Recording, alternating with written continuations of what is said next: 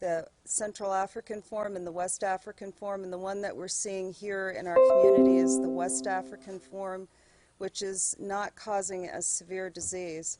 But for those who develop it or develop this rash in areas where there's particularly sensitive tissue, it can cause a lot of pain. Today we have 68 probable and confirmed cases in our county. We started with our first case on June the 23rd.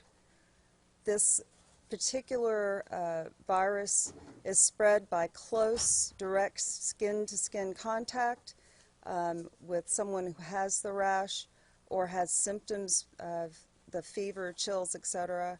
And when somebody develops symptoms, they are infectious. They are not recovered until all of the skin's clear of scabs and there's a fresh layer of skin.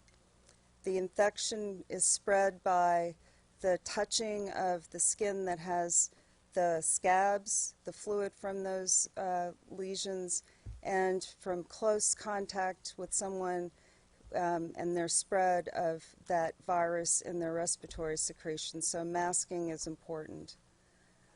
We have been vaccinating our community since our receipt of vaccines. We've been working with providers in the community to vaccinate individuals who've been exposed, and we've been treating people who are eligible for treatment who required the treatment particularly to alleviate pain. And those resources are becoming more and more scarce as we have spread of the disease in our community. So we come to you today to declare this as an emergency, as has been done by the federal government, to ask the community as our resources become more tapped to do what we know we can do as a community to stop the spread within our community. And that is wash hands, avoid direct skin-to-skin contact by covering your skin when you can. For those who are sick or have a rash, stay home and isolate until you recover. And for those who are in a situation where they're looking at sending children back to school, and for those who are going back to university, we provide the guidance to take measures to protect yourself in that way as well. We have made requests to the state for vaccine and for medications, and we've received some of those, both of those things up to date as of today. However, because the disease is spreading in our community, we've come to a place where those things are running out. And so we really do need our community to stand with us as they have in many times before, and protect yourselves so that you can enjoy the festivals that are coming to our community, and so that you can continue to work and take care of your families.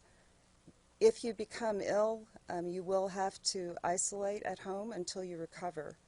And that's going to be a financial drain on you and your family. So we're asking that you take those measures that we're talking about here today so that we can get through this and bring an end to the spread of the disease in our community. And with that, I'm going to turn it over to Mayor Adler.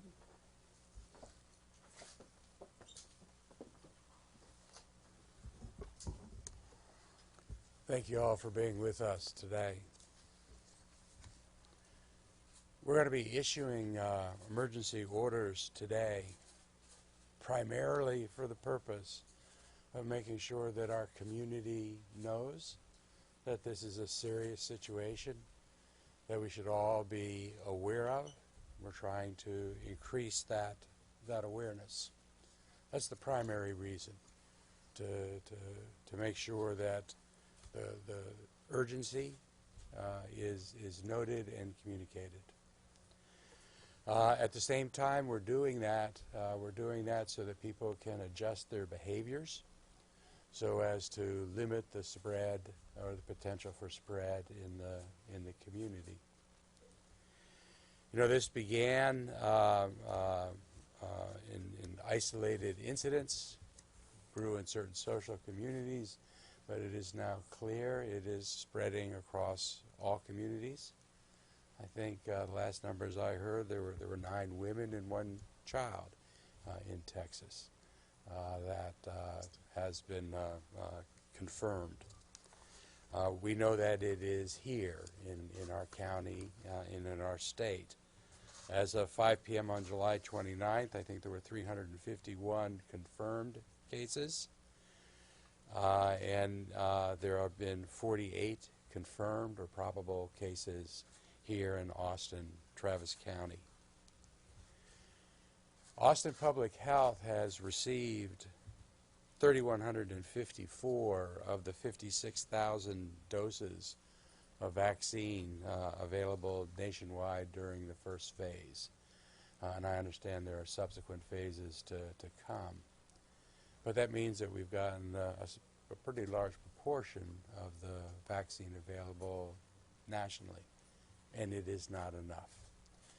We need the federal government to do everything it can to increase availability of medicine and vaccine to our community and to others. The other reason that you enter an emergency order like this is so that we're in line and we can recover costs and reimbursement.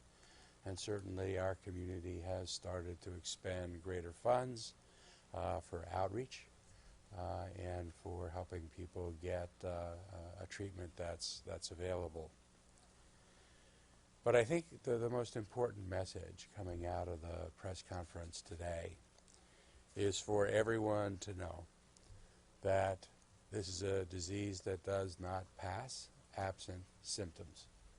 But with symptoms, this is a disease that is contagious and can pass.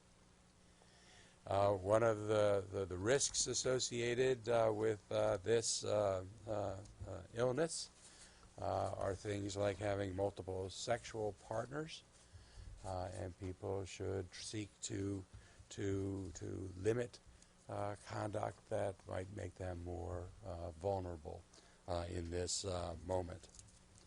Taking lessons from past epidemics, we're asking residents, especially those that are at greatest risk because of their community or social networks or their personal disposition or health, to be aware of the situation and to take steps to protect themselves and those around them. We're doing everything we can. Austin Public Health is doing everything that it can. But as we go back to school, as we move further into the festival season, as a community, we just need to be aware, and we need to take precautions as best we can. If you have symptoms, you need to isolate and act in a way that protects folks around you. You know, this is yet another time, and we've seen too many of them here over the last several years, where our community needs to pull together. But this is a community that has demonstrated a remarkable ability to do that and to take care of one another. And today's press conference is just to primarily to raise awareness that this is something that we need to do yet again.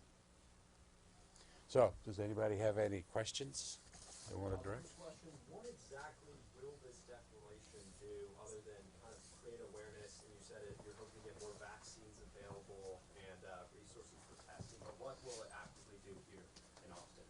I think that the orders that are entered here as a logistical matter are intended to raise awareness. That's the primary reason. There's nothing in the orders themselves that order any specific conduct or rules. So it raises awareness. It demonstrates to the community the seriousness of the moment. As a practical matter, assuming that funding and reimbursement is eventually available for this disaster, as with past ones, it's important for us to have a declaration so that we're best able to get that reimbursement. And why was now the time to put this declaration in place? As we're Which running out of our resources, Yeah. sure. As we're running out of vaccine and medications, we want to engage our community and ask them to help us stem the tide of spread of the disease and allow us the time to retool and refuel, as it were, and get what we need to treat people and to vaccinate people who are exposed to the virus.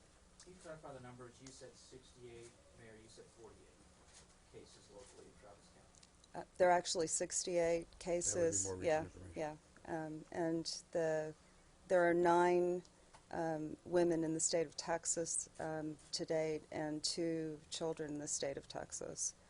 So this is something that's not just confined to one segment of our community, and we knew that that was possible as the disease spreads. It can spread across the population, so we need to take steps to protect ourselves. Why has the rollout of the vaccine been so slow? Is it the state, the federal level? And we've been through this before with vaccines. It's just taking a while to get down here. The vaccine itself is actually manufactured in Denmark, and we had limited supply here at the outset of this outbreak, and we're waiting for more to be produced, and when it arrives it will be distributed accordingly by the federal government. So considering the limited supply, who can get the vaccine? The vaccine is being given to people who have been exposed to a known positive case of monkeypox, and to those who have been in as a priority 1, and then the second priority is for people who have been in a venue or at an event where they may have been exposed. And that's where our epidemiology team and our disease surveillance team comes in, because they call each and every case and identify those who have been exposed to them, who've had close, prolonged contact, so that we can distribute the vaccine to the most at-risk individuals in that scenario. And is it for any age group? And also people that have had a smallpox vaccine, would they be protected? There is protection from the smallpox vaccine. In fact, this is a smallpox vaccine that's been given an extended use for the purposes of this outbreak.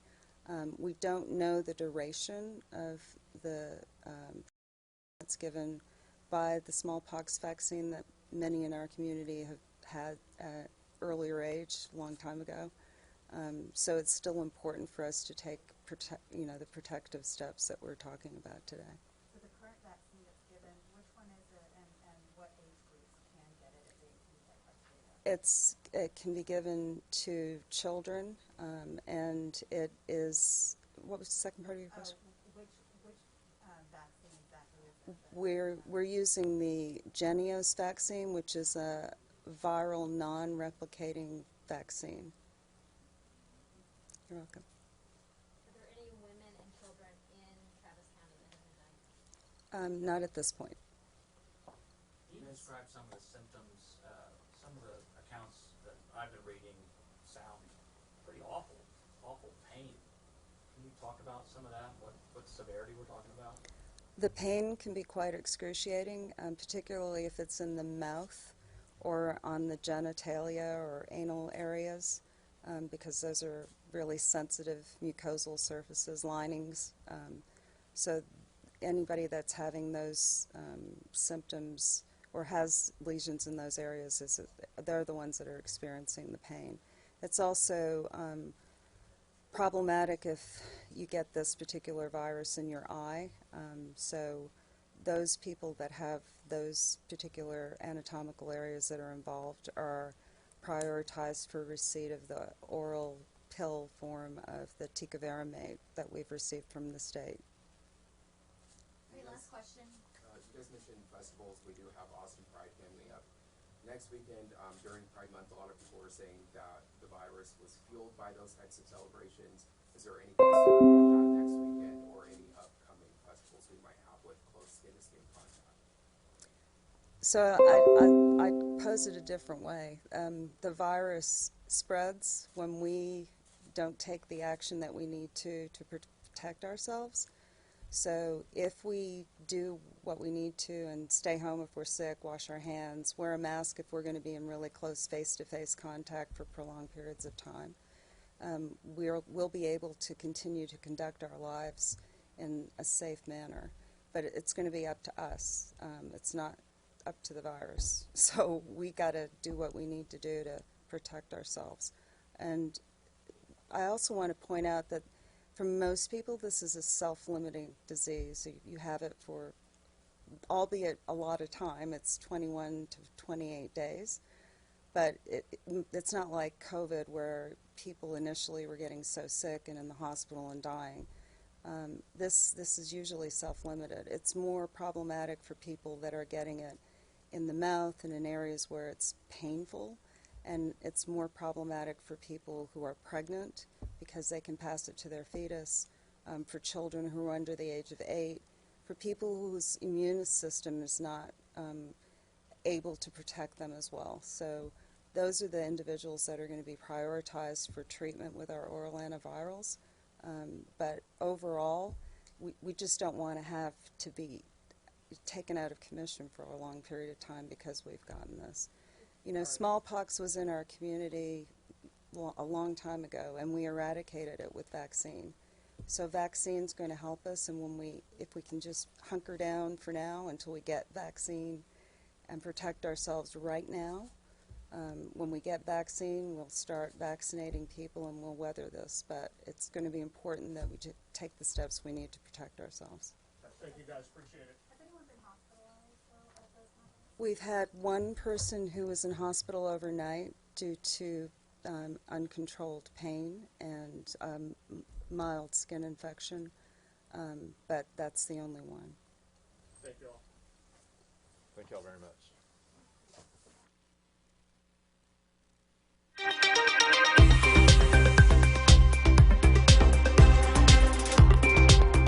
Thanks for being with us here on KXAN Live. I'm Will Dupree coming to you from the KXAN Live studio. As we just heard there, Austin and Travis County are issuing emergency orders for monkeypox. What that means is that they are saying there is a limited supply of resources, vaccine, and treatment options available right now for the current cases of monkeypox. So what they want us all to do is to change some of our behaviors and be more mindful about the spread of this because there are a rising number of cases. Mayor Adler also suggested that people, as one of the safety recommendations, limit their sexual partners right now because this virus is spread with prolonged, close skin-to-skin contact. Of course, that would mean that exposure risk is much higher when you are intimate with someone in that way. We just also received an updated numbers list from Dr. Desmar Walks, the Austin Travis County Health Authority. She's saying right now that here in Travis County there are 68 probable and confirmed cases of monkeypox. Why we say probable is that there is still testing to be done to confirm those infections, but those people are likely experiencing symptoms right now, so they are treating those cases as confirmed. But this is the total we have here locally. In Texas, the number is climbing higher too. According to the CDC, we have 702 cases confirmed in the state. Across the U.S., there are more than 8,900 cases. The city and the county are also saying that there is more vaccine needed here in our area. We have received some at this time, but not enough to address all the concerns and meet the need for people wanting to get that vaccine. We have information about who is eligible for that vaccine to treat monkeypox available on our website, kxan.com. It is still a limited amount of people who can get it right now unless they've came in direct contact with someone who is a positive case or someone who has a confirmed case of monkeypox. That's it for now. But we have that information available to you, and we're going to be continuing to collect reaction and other information and put that on our website, kxan.com, and on the KXAN News mobile app that you can download on your smartphone if you haven't done so already. all of our reporting about monkeypox and the available resources is available there too, so please check it out. Thank you all again for watching here on KXAN Live. I'm Will Dupree coming to you from the KXAN Live studio. We'll see you back here another time, everybody. Please stay safe and healthy out there, and take care.